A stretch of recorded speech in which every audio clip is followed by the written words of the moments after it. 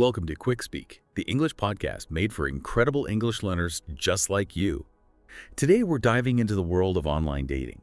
It's really changed how people meet and connect these days.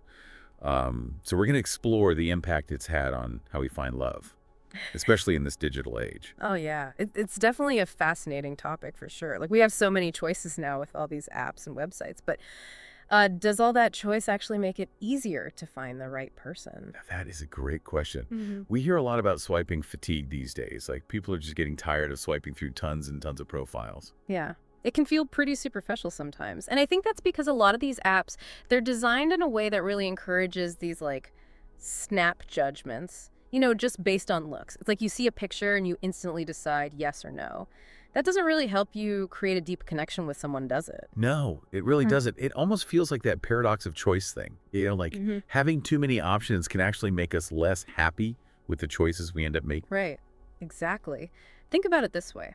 You might swipe right on someone, and on paper they seem absolutely perfect, but then that thought creeps in. Like, what if there's someone even better out there? And then you just end up in this endless loop of searching, always feeling like you're never going to be fully satisfied. I can definitely see that happening. Yeah. And I bet the psychology behind all that swiping has a lot to do with it too. It can be almost addictive, like a game almost. You're totally right. Each time you swipe, you get this little rush of dopamine, that feel-good chemical in your brain. So it keeps you coming back for more, even if it isn't really making you happy in the long run. So we've got swiping fatigue, paradox of choice, and this dopamine rush from swiping, all wrapped up in one. No wonder some studies show a link between using dating apps and increased feelings of anxiety or depression. Yeah, it's definitely a mixed bag. While some folks might experience those negative feelings, there are others who find that dating apps actually give their self-esteem a boost. It really depends on the person and how they're using the apps. I see. So let's say you do find someone you connect with online. How do you make that move from the app to meeting up in real life? Yeah. That's a really important step. The key is to transition offline as soon as you both feel comfortable with it. That way you can actually start building a connection in person, based on real interactions and not just text messages. That makes a lot of sense. So do you have any tips to make that transition a little smoother? Oh, yeah, absolutely. Keep that first meeting casual, like meeting for coffee or something, in a public place, of course. Yeah. That helps keep things low pressure, and it gives you both a chance to see if there's any real chemistry there. Right. And safety should always be a top priority too, right? Absolutely. You always want to be open about any safety concerns you might have. You could even do a video chat beforehand just to get a better sense of the person. Okay. That makes sense. So I'm really curious about the role of algorithms in all this. How do these complicated systems actually work to match people up? Well, it all boils down to data. Dating app algorithms are designed to look at your profile, your behavior, even your preferences. They take things into account like your age, your location, your interests, even the way you swipe. Wow. So they're basically trying to play matchmaker using a ton of information about us. Exactly. They use all that data to try and find patterns, and then based on those patterns, they try to predict who might be a good match for you. Interesting. But they aren't some kind of magic love potion, are they? No. Algorithms can definitely be helpful for narrowing down all the options out there, and they can suggest some potential matches, but they can't guarantee love or that you're going to be compatible. At the end of the day, human connection is way more complex than any algorithm can understand. Right. That's a good reminder. Yeah. So let's talk about safety now, which is super important when you're using dating apps. What are some red flags people should keep an eye out for? Well, one of the most obvious ones is a vague profile. One that's incomplete or doesn't have much information. If someone's serious about finding a connection, they're going to put some effort into creating a detailed profile, one that feels genuine. So if their profile is missing basic information, or it seems kind of inconsistent, that could be a sign they're hiding something. Exactly. Another red flag is if they try to move the relationship forward too quickly. That can sometimes be a sign of what's called love bombing, which is where someone showers you with tons of flattery and declarations of love, but it's all happening way too early on. Yeah. Like they're trying to create this false sense of intimacy to manipulate you. Precisely. And be wary of anyone who doesn't want to meet in person or even have a video chat. If they're always avoiding face-to-face interaction, there might be a reason why. That's true. It's important to make sure that the person you're talking to is who they say they are. Absolutely. And of course, never ever share any financial information or send money to someone you met online, no matter how convincing their story might sound. That is crucial. It really is. Another red flag is if their communication is inconsistent, like if how often they message you, or the tone of their messages changes suddenly without any explanation. That could be a sign that something's not quite right. Okay, so pay attention to those red flags and trust your gut feeling. Exactly. Remember, if something feels off, don't be afraid to walk away, even if you can't quite put your finger on why. That's great advice.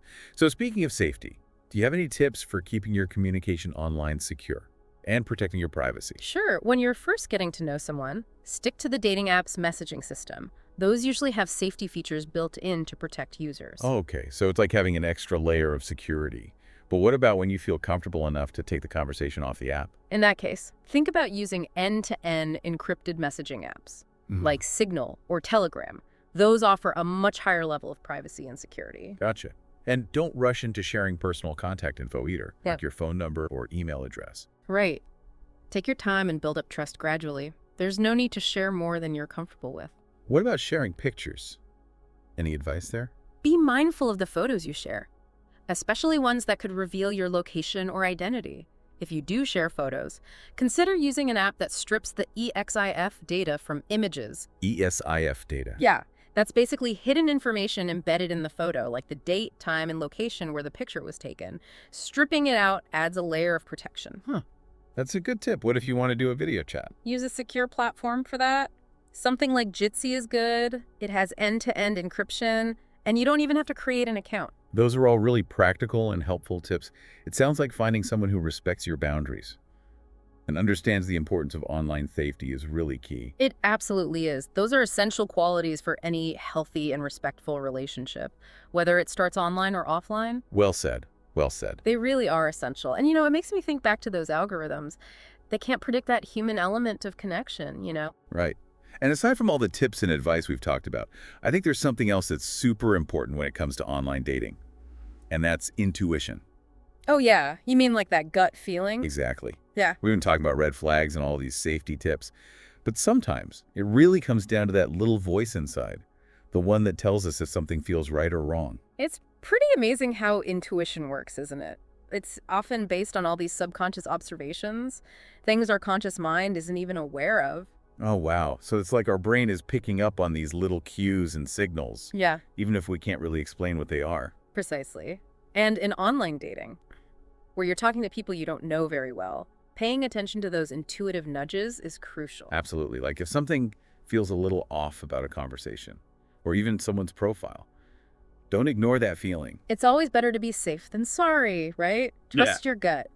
And don't be afraid to walk away from a situation that just doesn't feel right, even if you can't pinpoint exactly why. It's like having our own internal guidance system, trying to steer us in the right direction. Exactly. And while it's not always perfect, intuition can be a powerful tool when you're navigating the unpredictable world of online dating. So true. So along with all the practical tips we've gone over, remember to listen to that inner voice. Yeah, it might just save you from a lot of heartache down the road. We've talked a lot about the potential downsides of online dating, but I think it's important to remember that it can also be a really positive experience for a lot of people. Absolutely. It can be a fantastic way to connect with people who have similar interests, values, goals. And it can be especially helpful for people who are maybe a bit shy or introverted, Mm-hmm. or even those who are new to a city. It's a great way to get outside your comfort zone and meet new people you might not have met otherwise. That's a great point. Online dating really opens up the possibilities, It allows you to connect with folks outside your usual circles. Yeah. And for those who are looking for a serious relationship, online dating gives them access to a way bigger pool of potential partners compared to traditional ways of meeting people. It's like you're expanding your horizons Yeah, and increasing your chances of finding that special someone. exactly. So, while it's important to be aware of the challenges and approach online dating with caution, it's also important to remember the positive side of it. I completely agree. It really can be a valuable tool for finding love and connection. Well said. So at the end of the day, it's about finding what works best for you and using the tools you have to create meaningful relationships. I couldn't have said it better myself. Okay, well, I think we've covered a lot about online dating today. From the psychology behind swiping to the importance of intuition and even some practical tips for staying safe online. Yeah, it's been a great conversation. Really interesting to explore all the different sides of dating in this digital age. It really has. Hopefully our listeners gained some valuable insights today. I'm sure they did. And to all our amazing English learners out there, we hope this episode helped you expand your vocabulary and improve your listening skills. We are always so impressed with how dedicated you all are to learning English, so keep up the great work. We love hearing from you guys, so don't forget to leave a comment and subscribe to our channel for more exciting episodes. Until next time, happy learning. You know, as we wrap up, I keep coming back to one thing you mentioned earlier, that paradox of choice thing. It just feels like such a huge part of the whole online dating experience. You've got all these options, and it's almost like it makes it harder to choose. It really is. It's a double-edged sword for sure. I mean, it's incredible to have access to so many potential matches, but then again, it can make it really tough to focus on just one person. You're always wondering if there's someone even better out there, just a swipe away, you know? Yeah. So how can people deal with that paradox? Is there any way to avoid feeling overwhelmed by all those choices? Well, I think being really intentional about how you approach online dating is key. Like before you even start swiping, take some time to really think about what you're looking for in a partner. What are those non-negotiables for you? What are your values? What are your priorities in a relationship? Having that clear vision in mind, it'll help you sort through all the noise and focus on the profiles that actually align with what you want. Right. So it's kind of like setting some boundaries Yeah, to narrow down the field a bit. exactly. And once you've figured out those criteria, stick to them. It's so easy to get caught up in the swiping just to see who else is out there. But that can lead to feeling overwhelmed and unsatisfied. Totally. It's like trying to read every single book in the library. You'll never get through them all. That's a perfect analogy. It's all about finding that sweet spot between being open to new possibilities and focusing your energy on what truly matters to you. And remember, online dating isn't the only way to meet people. It's just one tool in the toolbox. That's so true. So don't be afraid to explore other avenues, like going to events or picking up a new hobby. You might even just strike up a conversation with someone in your daily life.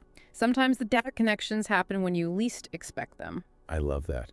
Well, this has been such an insightful conversation. I feel like we really explored a lot about online dating today. Me too. From that whole psychology of swiping to trusting your gut, and even some practical tips for staying safe. It's been fascinating to break it all down. It really has.